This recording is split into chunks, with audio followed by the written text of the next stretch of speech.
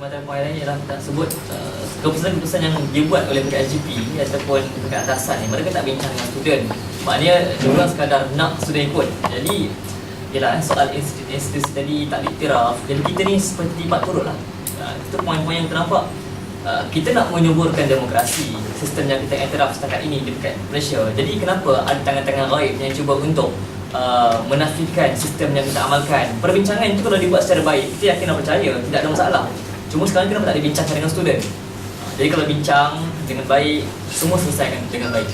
Itulah. Ada soalan?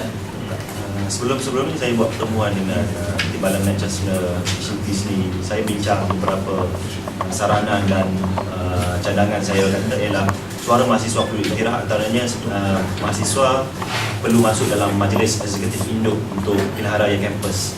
Jadi saya cadang pihak berkenaan supaya setiap keputusan berkenaan dengan keputusan dasar, contohnya e-voting yang lepas ialah berkenaan dengan sisa zone, sisa pointer 2.5, ini semua tidak dibincangkan secara bersama dengan mahasiswa. Saya melihat bahawa keputusan-keputusan yang dibuat adalah untuk pentadbiran sahaja, untuk mahasiswa mengikut segala arahan dan keputusan pentadbiran. Dan ini saya merasakan bahawa soal intelektual dan pandangan mahasiswa tidak diambil kira, dan untuk akan datang kita melihat mahasiswa akan terus layu dan soal kepimpinan mereka terus tidak akan diiktiraf pada masa akan datang. Jadi suara mahasiswa pada hari ini secara tegasnya bahawa mahasiswa perlu dilibatkan dalam demokrasi kampus secara adil, dan secara prinsipnya mahasiswa perlu diiktiraf suara mereka dan pandangan mereka. Kita buka soalan. Sorry, when will be the original election held, and what's the role of the executive caretaker? Sorry, What's the role of the executive actually, caretaker? the executive caretaker, their character is same like a student representative actually. Same. They take care of the student welfare. The written role is menjalankan tugas harian, tak ada kebajikan. 那个只有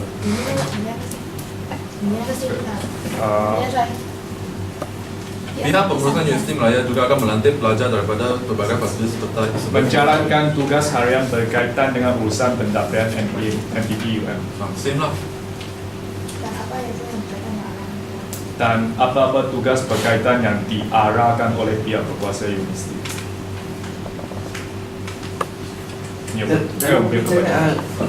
Tadi Awali ada berjumpa dengan DSC di mana ada dibangkit tak dengan itu ketika ni Sebelum ni tak dibagi tahu lagi, sebab saya dilaporkan yang saya hanya tahu di UPSI sebelum ni ada dibentuk executive caretaker, tetapi baru semalam dimaklumkan untuk dilantik executive caretaker. dalam pertemuan tadi ada bangkit tak mengenai dengan Dalam pertemuan yang lepas, dalam seminggu yang lepas.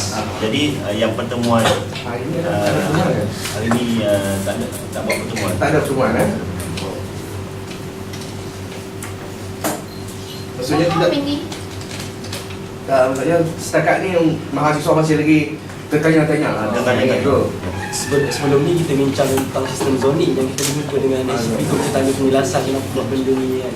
Sebab penjelasan selama ni yang diberikan ketika di Dewan Pancasila tu agak kabur dan tergesa-gesa, dan maklumat yang patutnya sampai tu tak sampai kepada semua student. Student tak ramai datang di sini, dan kemudian kami berjumpa dan sebelum kami tu lah kami bincang tentang sistem zoning yang akan bakal dijalankan sebagai sistem dalam kampus, dan dalam tu saya ada beritahu bahawa dalam kampus akan diadakan sekitar 7 atau 4, dan dalam level tu timbul pula TNC mengumumkan pada pilihan kampus 2009 dan wujudlah caretaker yang tak pernah dibincangkan oleh sambungan mahasiswa, dan benda ni meragukan lagi mahasiswa sebenarnya.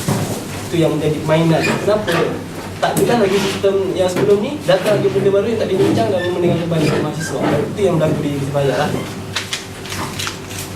So at the moment, your HEP only appointed 11 executive caretaker around all UN, only 11 of them. But your majlis dulu got how many wakil? No, what I mean is the MPMUM total dulu berapa wakil? So from 41 reduced until 11, right? And they are from which college? I mean, 11 of them. 11 dia Dua orang gunakan business sister center. zone. Sister zone. From 41 to 11, Adakah sebab dia jadi 11 sekarang sebab dia sistem berubah, jadi sistem zone tu ada 11 zone. Dulu 41 tu lain kan, sistem lain kan. Kan maksud dia ada 4 zon, satu zon 3 orang, satu zon 3 orang. Sepatut ada 12 orang lah, tapi tak tahu kenapa ada 11 orang tu. Sebenarnya asalnya ada MPMUM ada 41 orang tu yang sebelum ni 41 orang je lah setiap usahawi 2 orang, umum 9 orang. sekarang because tak ada nation dia bagi caretaker saja 11 zone ni. The 4 zone is from north, south, east, west or No, the portion is 2 non-science zone, 2 science zone. I will list out. Okay, so Zone 1 is from Faculty of Art and Social Science, Academy of Islamic Studies, Academy of Malay Studies, and Faculty of Economics. And Zone 2 is Faculty of Linguistics, Faculty of Law, Faculty of Education, Cultural Center, and Faculty of Accountancy and Business. Zone 3 is Faculty of Science, Sports Science, Sports Science Center, and Faculty of IT.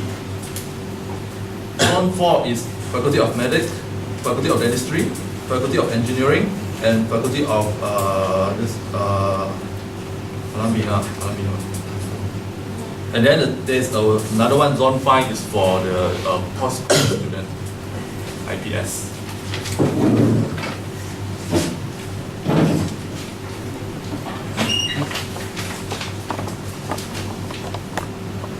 So apa tindakan sekarang daripada Pro M dan juga mahasiswa sendiri mengenai dengan executive caretaker ni?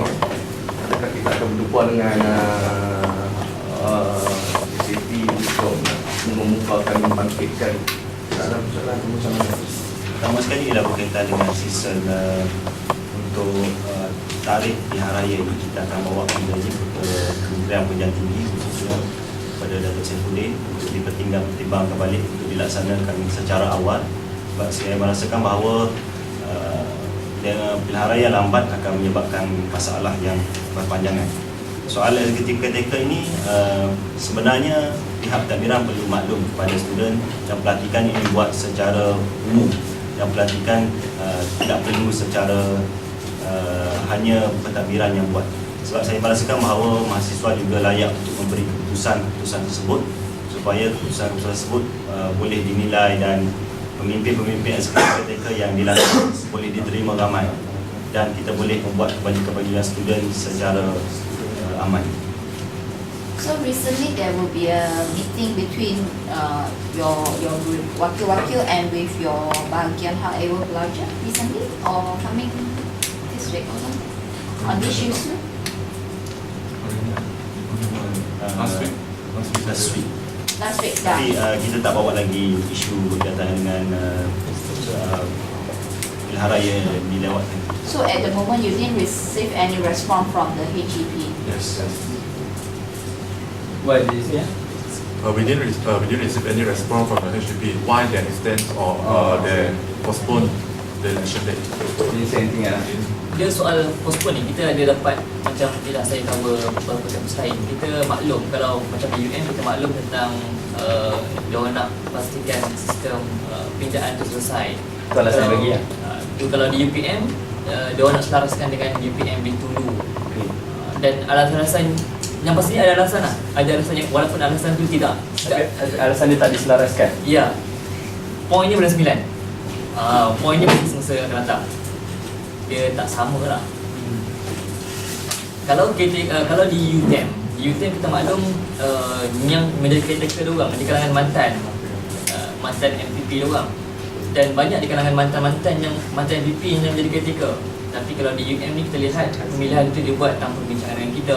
Dan kalau di UTM yang kita maklum perbincangan dibuat dengan student. Maknanya Timbalan Director turun bincang dengan student dan student yang decide siapa yang sepatutnya. Tapi kalau di UM tak jadi macam tu lah.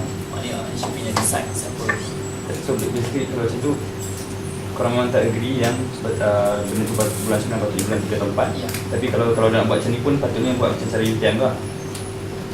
Yelah, tapi kita bincang dengan student lah. Tapi kita tak setuju lah untuk ditangguhkan ke Tak subject setuju lah kan? Apa-apa tak setuju. Tak setuju lah. Tapi UTM handle benda tu dengan lebih Ya, sepatutnya kena face dengan baik, bincang dengan student. Segalanya kita nampak kalau mengamalkan demokrasi, bincang dengan student lah, jangan bincang atas je. Tak adil lah. Tapi sistem nilai baru tu diorang Zul sebelum siapa yang suggest tu? Yang tu semua atas admin. Admin korang ada suggestion lain tak? Counter suggestion? Dia, yalah, sebelum ni kita ada jumpa. Maknanya sebelum ni ada buat diorang decide and then diorang present. And then kita ada question lah, ketiga benda. And then kita akan ada jumpa diorang, bincang. Dan sampai sekarang tidak ada keputusan lain lah melainkan itu. Okey, jangan tak berubah-ubah. Tapi sebenarnya korang dah bagi apa cadangan lah. Ada dalam bincang. Sebab kalau tentang isu zone tu, pada kita nak kata zone apa, kita dah ada setiap fakulti. Setiap fakulti dah ada, akan cover setiap fakulti masing-masing. Dan umumnya pada kita macam parlimen lah, dia akan cover untuk semua sekali. Dan hanya 9 umum ni, dia akan cover keseluruhan sektor UM. Itu pada kita relevan sudah. Kenapa kita perlu untuk buat sistem baru? Dan kenapa tak bincang dengan student? Benda-benda itulah dia nampak. Benda ni selesai kalau bincang dengan student, bincang dengan baik. Tapi tak dibincangkan tempat kita berlaku ketidakiktirafan. Kalau katakan HP bagi apa, bagi peluang lah student buat apa, sistem sendiri, student akan buat. Tapi tak ada masalah kan? Sistem sendiri. Katakan ada bagi. Pada kita kalau boleh pilihan raya ni kita nak handle, mahasiswa yang handle. Gitu. Sebab kita ada sejarah dan pernah berlaku. Dan kita macam saya sebut tadi kan, tentang 8 tuntutan guru, kenapa tak implementkan kat kampus supaya sebagai proses pendidikan kepada mahasiswa sebelum bertemu dengan tarikh umum itu lagi relevan, lagi jejak, lagi realiti. Sebab kita nak mahasiswa anak muda kita ni semua ceritakan negara, turun mengundi. Itulah benda yang lebih relevan, cantik. Tapi sekarang ni macam menafikan. Kenapa nak buat pada kita seumur masa lepas PRU? Dan kita maklum PRU akan berlaku dalam 3 bulan akan datang. Kenapa nak buat selepas? Kenapa tak buat sebelum? Itu lebih bagus, mendidik. Inilah didikan pada anak muda.